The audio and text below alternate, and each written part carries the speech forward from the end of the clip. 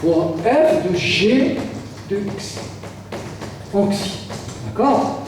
Donc ça, c'est voilà, racine de 2pi fois f de g de x en xi, et il me reste racine de pi sur 2 f de exponentielle de x en xi. D'accord? Il y a ce terme qui va se simplifier, et j'aurai racine de pi sur 2 f de g de f exponentielle moins 2, c'est un produit commutatif. Commencez par ce que vous voulez, f de g de x en xi. Or, justement, rappelez-vous qu'un produit de deux transformés de Fourier me rappelle normalement, si j'ai bien suivi mon cours, me rappelle le produit, la transformée de Fourier du produit de convolution de ces deux fonctions. Donc ça, modulo bien sûr une constante.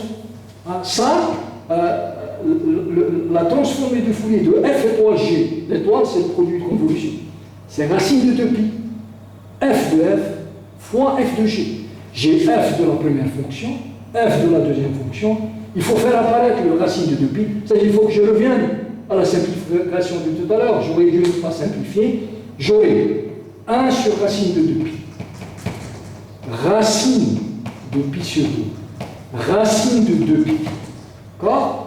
F de l'exponentielle moins valeur absolue de x en xi, f de g de x en xi. Et ça, je le mets entre parenthèses. Or, justement, ça, ce n'est que f, je simplifie, racine de pi, racine de 2 fois racine de 2, ça fait 1 demi, donc ça fait 1 demi, f de exponentielle moins valeur absolue de x, étoile g de Q en x. Et ça, c'est f de y en xi. Puisque la transformée de Fourier est linéaire sur 1,5, je peux le mettre ici, à l'intérieur de la transformée. Et puisque la transformée de Fourier est injective, c'est-à-dire que si deux transformées sont égales, ça veut dire que les fonctions sont égales. Donc ça veut dire que y de x, ce n'est que ce 1,5 du produit de convolution. Et voilà votre solution que vous êtes en train de chercher de l'équation différentielle qu'on vous a donnée. Voilà un exercice simple, mais très technique, parce qu'il a permis pratiquement de visualiser toutes les propriétés de la transformée de Fourier, ce qui est important. Alors avant de terminer ma séance, je vais ajouter quand même un exercice sur ce produit de convolution, c'est l'exercice 7. J'efface. On va le faire rapidement, il ne pose pas de problème. 7, exo 7, calcul du produit de convolution f étoile g, où f de x, c'est la fonction suivante. f de x, c'est 1 si module de x est inférieur à 1, et 0 si la valeur absolue de x est supérieure à si tu variable réelle, le module c'est la valeur absolue. Et g de x, c'est, donc c'est des fonctions portes, f est une fonction porte, 1 et j aussi, si valeur absolue de x est inférieure à 1, et 0, si valeur absolue de x est supérieure ou égale à 1, avec a, une constante plus grande que 1. On vous demande de calculer, voilà, on vous donne deux fonctions portes, et on vous demande de calculer leur transformée de Fourier. Alors, ce qui est sûr, c'est que les fonctions portes sont des fonctions L1. D'accord? Donc, je peux calculer leur produit de convolution, et leur produit de convolution existe, et ça donne aussi une fonction L1. Alors, par définition, c'est quoi? F étoile G de X. Je répète, F est une fonction L1, G aussi. Produit de convolution automatiquement existe, d'après un résultat que nous avons énoncé dans la présentation précédente. Et ça donne aussi, ça existe, et ça donne par rapport à la variable X une fonction L1. C'est-à-dire que les trois fonctions possèdent une transformation de Fourier. Mais là, on ne vous demande pas de calculer leur transformation de Fourier, mais uniquement, on vous demande d'apprendre à calculer et à manipuler ce produit nouveau, qui est le produit de convolution.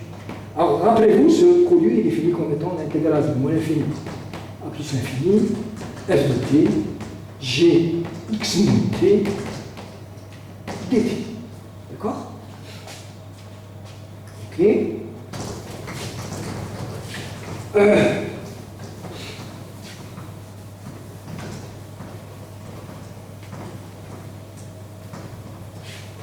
Bien. Alors, c'est égal, je le réécris ici. Alors, regardons la fonction f. Il est nul à l'extérieur de l'intervalle moins 1, 1. Donc, si vous intégrez par rapport à t la fonction f, f de t, ça veut dire que vous allez intégrer uniquement entre moins 1, 1, f de t c'est 1, ce qui vous restera c'est gx moins t dt. Parce que votre fonction f est égale à 1 entre moins 1, 1, à l'extérieur de cet intervalle, c'est 0. Vous intégrez 0, ça vous donne 0. Donc là, qu'est-ce que j'ai utilisé réellement? J'ai utilisé le fait que f de t est égal à 1 si t appartient à l'intervalle ouvert, moins 1, 1, que je vais noter par I1, exactement comme les deux exemples que je vous ai donnés en introduisant ce produit de convolution. Maintenant, si je regarde gx moins t, gx moins t aussi, elle vaut 1 ou bien 0. À ce qui m'intéresse, quand est-ce qu'elle vaut 1? Parce qu'à l'extérieur de ce domaine, elle va être nulle et l'intégrale ne fait pas apparaître cet intervalle où la fonction g est nulle. Donc elle vaut 1 si x moins t est supérieur à moins a et inférieur à a. Puisque module de x, valeur absolue de x inférieure à a, ça veut dire que x est compris entre moins a et a. Valeur absolue de x moins t est inférieure à a strictement, ça veut dire que c'est compris entre moins a et a. Alors regardons, qu'est-ce que ça veut dire ça? Ça veut dire que t est compris entre quoi et quoi? Alors si je mets le moins t à droite, j'aurai t est supérieur à x moins a, parce que je vais ramener le a à gauche. Si je mets maintenant le moins t à gauche et le moins a à droite, ça va être inférieur à x plus a. Ça veut dire que t appartient à l'intervalle x moins a, x plus a, que je vais noter par I2. Donc votre produit de convolution, finalement, f étoile g de x, c'est quoi? C'est l'intégrale moins 1, 1, ça veut dire que t est dans l'intervalle I1, et en même temps, pour que cette fonction ne soit pas nulle, il faut que t soit dans l'intervalle I2 qui est x moins a, x plus 1. Donc t est dans I1 et en même temps dans I2, ça veut dire que c'est dans I1 inter I2, et là la fonction g est égale à 1, j'aurai dt. Donc tout revient finalement, ça ressemble exactement aux deux exemples que nous avons donnés dans notre cours. Donc ça revient à trouver cette intersection des deux intervalles. Et pour cela, il faut étudier 5 étapes, les 5 étapes que nous avons vues. Alors, je vous ai expliqué comment trouver cette intersection et comment aboutir aux 5 étapes. Je vous ai dit, parmi les deux intervalles, il faut calculer la longueur de chacun. La longueur de I1, c'est 2. 1 moins moins 1, ça fait 2. La longueur de I2, c'est x plus a moins x moins a, ça veut dire x plus a moins x plus a, ça fait 2a. Or, puisque a est supérieur à 1, ça veut dire que 2a est supérieur à 2. Donc cet intervalle, il est plus grand ou moins que I1. Et je vous ai dit qu'il faut fixer l'intégrale le plus grand et comparer l'intégrale le plus petit par rapport à cet intervalle que vous fixez. Donc on fixe, c'est ça l'objectif que nous avons adopté dans le calcul, et c'est ce qu'il faut toujours adopter dans le calcul des produits de convolution pour que la technique soit simple. Sinon vous allez vous bourrer et vous allez ne pas vous retrouver, vous allez carrément lâcher et sécher sur l'exercice. Donc on fixe I2, qui est x moins 1, x plus 1, et on compare I1 avec I2. Donc voilà. Je trace un portrait. J'ai I1, x moins 1, x plus 1, et je vais comparer l'intervalle moins 1, 1 avec cet intervalle que vous fixez. Donc il y a deux situations évidentes. Une situation pour laquelle votre intervalle I1 est à l'extrême droite de l'intervalle fixé. Et la deuxième situation d'évidence, si I1 est à l'extrême à gauche. C'est-à-dire qu'à l'extrême droite, ça c'est le premier cas. Là, vous avez moins 1, 1. Le second cas, vous le mettez à l'extrême gauche, c'est le second cas. Vous avez moins 1, 1. Alors, dans le premier cas, vous voyez que x plus a est plus petit que moins 1. Donc, x est plus petit que moins 1, moins a. Alors ici, est-ce qu'il y a un point commun entre I1 et I2? Jamais, ils sont séparés. Donc, I1 inter I2 est vide, aucun point commun entre I2, parce qu'ils sont séparés, et f étoile g de x, c'est l'intégrale de dt sur un ensemble vide. Or, par définition de l'intégrale de Riemann, si vous intégrez sur un ensemble vide, ou bien un ensemble discret, par exemple, un ensemble fini de points, l'intégrale est toujours nulle. La même chose pour le second cas. Si vous êtes à l'extrême gauche, ça veut dire que 1 est plus petit que x moins a, ou bien x est plus grand que 1 plus a. Donc, ici, I1 inter I2 est vide, et f étoile g de x, c'est une intégrale sur le vide, elle est nulle. Donc, on déduit deux cas simples qui donnent f étoile g égale à 0 sur moins l'infini. Voilà. Ici, sur moins l'infini, moins 1, moins a. Union 1 plus a, voilà. 1 plus a plus l'infini. Donc il reste à calculer f étant g sur le reste de la droite réelle. Donc, si vous enlevez moins l'infini, moins 1, moins a, et 1 plus a plus l'infini, qu'est-ce qui vous reste? Sur l'intervalle moins 1, moins a, je peux ouvrir comme je peux fermer, ça ne change rien, et 1 plus a. Et cela va vous obliger de passer par 3 étapes. En 3 étapes. En 3 cas, ou bien 3 étapes différentes. Troisième cas, troisième étape. Alors là, vous êtes allé à l'extrême droite, puis à l'extrême gauche, on va quand même couper les deux intervalles quelque part. Le troisième cas, c'est ça. Vous avez l'intervalle I2 fixé, x moins a, x plus a, et on va justement pousser un peu cet intervalle I1 comme ça. Une partie à l'intérieur de I2, une partie à l'extérieur. Alors qu'est-ce que j'ai? Je lis exactement ce qui est écrit. J'ai x moins a est inférieur à moins 1, x plus e, bien sûr, x plus a est compris entre moins 1 et 1. Je le laisse comme ça, en accolade. Ou bien, ça veut dire quoi? Faites attention. Ça veut dire que x est plus petit que a moins 1, ce moins a je le mets là, Ou bien, et x est supérieur à moins 1, moins a, inférieur à moins a. Donc, ce qui est sûr, c'est que x, donc, x est supérieur à moins 1, moins a. Mais en même temps, il est inférieur à moins 1 et il est inférieur à 1 moins a, puisque 1 moins a, c'est, juste pour vous expliquer un peu les choses, c'est moins à moins 1. Ce terme est positif, celui-là est négatif. Alors, regardez, x est inférieur à ce terme positif.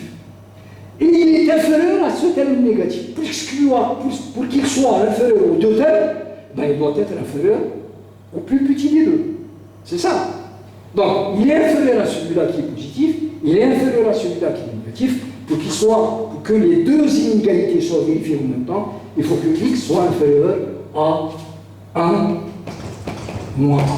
Donc, x ici, x appartient à l'intervalle moins 1 moins a, 1 moins a, ouvert comme ça. Et là, l'intersection des deux, ça donne quoi? I1 intérêt 2. Il faut lire le schéma qui est devant vous. I1 intérêt 2 dans cette situation. Vous voyez que voilà I2 et voilà I1. Partie commune, c'est celle-là. C'est moins 1. X plus 1. Et f étoile g de x, c'est l'intégrale de moins 1 à x plus a dt. D'accord? L'intégrale sur l'intersection, c'est cet intervalle, moins 1, x plus a. Et ça vous donne quoi? X plus a moins 1 plus 1 pour x, je le répète, donc moins 1 moins a et 1 moins a. Voilà, très bien. Quatrième cas, l'avant-dernier cas, ben, qu'est-ce que je vais faire? Je vais pousser plus loin l'intervalle moins 1, 1 à l'intérieur de I2 fixé. X moins a, x plus a, et là je mets l'intervalle moins 1, 1. Alors ça veut dire quoi? Ça veut dire que x moins a est inférieur à moins 1, et x plus a, x plus a, x moins 1 inférieur à moins 1, et x plus a supérieur à 1. C'est-à-dire que x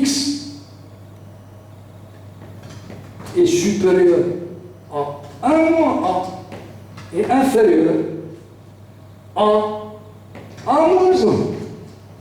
D'accord?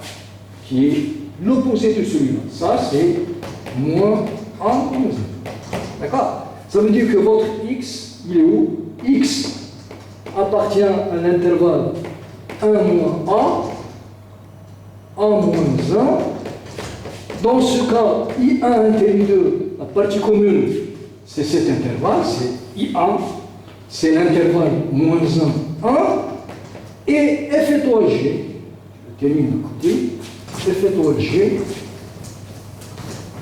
d'accord?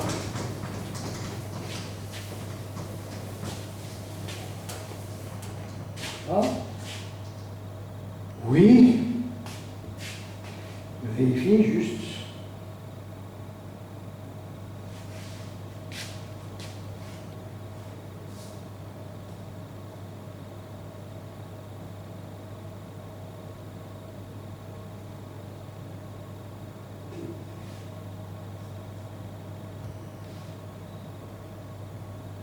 D'accord. C'est bien. Alors, f étoile g, c'est l'intégrale de moins 1 à 1 dd de si x appartient à l'intégrale, nous l'avons trouvé, c'est 1 moins a, 1 moins 1. Je vérifie, 2, 1 moins a, 1 moins. Très bien. Et finalement, cinquième et dernier cas, ben, vous imaginez que votre intervalle I1, là vous avez I2, x moins A, j'efface là-dessus, que ce soit lisible, et x moins A, x plus A, et je mets l'intervalle moins 1, 1 comme ça. Ça veut dire quoi? Ça veut dire que moins 1 est plus petit que x moins A, plus petit que 1, et x plus A, il est supérieur à 1. D'accord? Donc, x est comment? Est supérieur. Voilà. D'abord, x est plus petit que 1 plus 1, ça c'est clair. Et x est supérieur à a moins 1 et a moins a. Donc, a moins 1 est positif et 1 moins a est négatif. Donc, il faut qu'il soit supérieur ou positif. Ça veut dire que a moins 1. Alors, ou bien, x appartient à l'intervalle a moins 1, a plus 1, ou bien 1 plus a, c'est kiff-kiff. Donc ici, I1 inter I2, la partie commune, ici c'est celle-là, c'est x moins a, 1, et f étoile g de x est égal à l'intégrale de x moins a à 1 dt, ça fait 1 moins x plus 1. D'accord? 1 moins x plus a sur a moins 1 et a plus 1. Très bien. Donc finalement, ça nous donne, alors on a terminé, je vais rassembler tous les résultats ici, ça nous donne exactement la valeur de f étoile g, qui est la suivante, et cela achèvera notre séance. Alors, en conclusion, qu'est-ce qu'on a trouvé? F étoile g de x est égal à 0 si x est dans, parce que j'ai effacé ce que j'avais trouvé tout à l'heure, est dans a plus a, c'est infini. Puis j'ai le cas où x est dans l'intervalle a moins 1, a plus 1. C'est le cas de dernier du cinquième. A moins 1, on avait trouvé 1 moins x plus 1. Bon. Puis j'ai, dans un autre cas, j'avais 1 moins a moins 1. C'est les deux opposés. Parce que a moins 1, c'est moins, entre parenthèses, 1 moins a. Et là, j'avais trouvé 2. Puis, j'avais trouvé pour x, c'est une étape, c'était, je pense, la troisième. Pour x appartient à moins 1 moins a moins 1, bien sûr. Pour elle, on avait trouvé x plus a plus 1. Et finalement, 0, si x appartient à moins l'infini, moins a, moins 1, ou bien moins a, si vous voulez, moins 1, moins a, que ce soit. Alors, ce que je peux remarquer, c'est que ça donne une fonction continue. Là où il y a des là où il y a, vous ouvrez, par exemple ici, j'ouvre mon a plus 1. Et là aussi, j'ouvre mon a plus 1. Alors, je peux remarquer que pour x ici égale a plus 1, je retrouve 0. Si x égale a plus 1, a plus 1. Avec un moins, ça fait moins a, moins 1. Moins a plus 1, c'est 0. Moins 1 plus 1, ça fait 0. Ça veut dire que vous pouvez fermer ici. Ça ne change pas le problème. Même remarque pour a moins 1 des deux côtés de l'intervalle. Ici, ça donne, pour a moins 1, si je remplace x par a moins 1, j'aurai 1 moins a plus 1, ça fait 0. Moins 1, ça fait 2, qui est atteint ici. Donc là, je peux fermer mon a moins 1. Même remarque pour 1 moins a. D'accord? Donc là, j'ai Oui. Pour 1 moins A, si je remplace ici, je retrouve 2. Si je remplace, pardon, 1 moins A ici, je retrouve 0. Donc je peux fermer là, 1 moins A, et là, 1 moins B.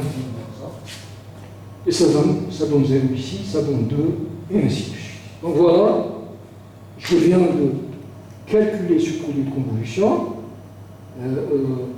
C'est un produit qui n'est pas très difficile à réaliser, à une condition de suivre ces 5 étapes que je vous ai expliquées. Je vous ai donné 3 exemples sur lesquels j'ai bien expliqué les 5 étapes par le moyen le plus simple. Il suffit de fixer l'intervalle le plus grand et de comparer l'intervalle le plus petit, de longueur la plus petite, par rapport à cet intervalle de longueur la plus grande que vous avez fixé. Et essayez de séparer les 5 cas, et pour chaque cas, vous avez l'intersection des 2 intervalles, et vous avez en même temps, en les cocher, vous avez le calcul du produit de convolution, et vous avez le résultat. Je vous remercie pour votre attention, et à la prochaine, je l'espère, Inch'Allah, portez-vous bien, et à la reprise, Inch'Allah, en présentiel. Salam alaikum.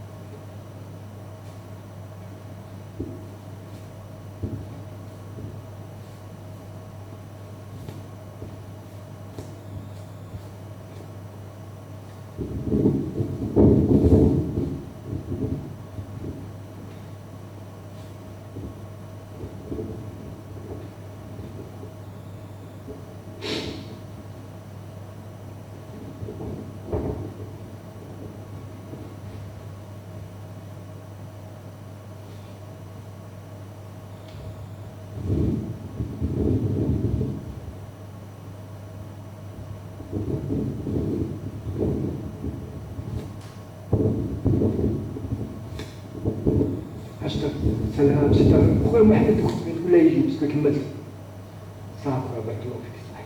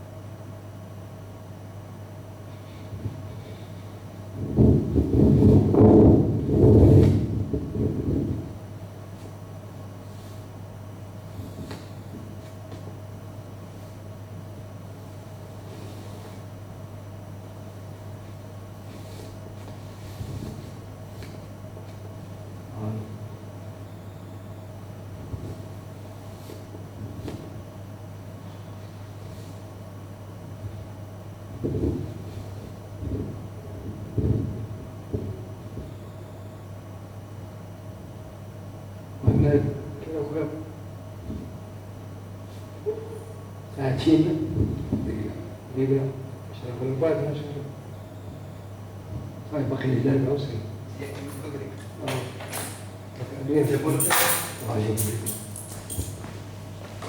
هنا